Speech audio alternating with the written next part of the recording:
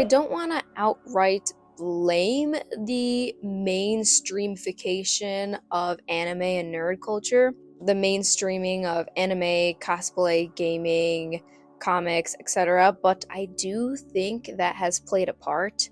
Like pre 2020, a lot of these nerd culture things were beloved and explored by those of us that were different than the norm that society dictated.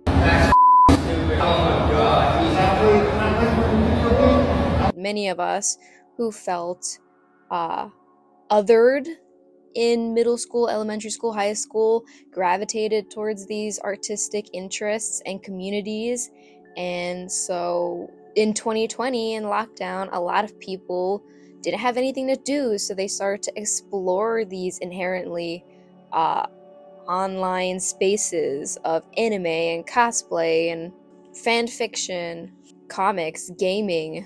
And because people were getting sucked into the TikTok app, and a lot cosplay was super huge back in the day on that app, and still kind of is. I started using the app when it was still Musically, and it was huge with cosplayers. So I'm kind of not surprised when normal people started to use the app. Those who weren't in these fandom spaces that started to use the app saw these things, and they were like, they got interested in it, and they'd look it up and they'd get into it. And I'm not a gatekeeper. I always disliked the mindset of, oh, you weren't there right when it started, so you're not a real fan, or you weren't there during the Tumblr days, so you're not a real nerd fandom person.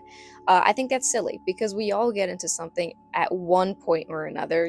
We all start somewhere. So I'm very happy that it's a lot more known and mainstream. However, because certain people got into these fandom spaces with their certain mindsets, they started to bring these mainstream values into fandom spaces. Like popularity, aesthetics, influencer culture, if you will. And this is when we felt fandom spaces begin to shift.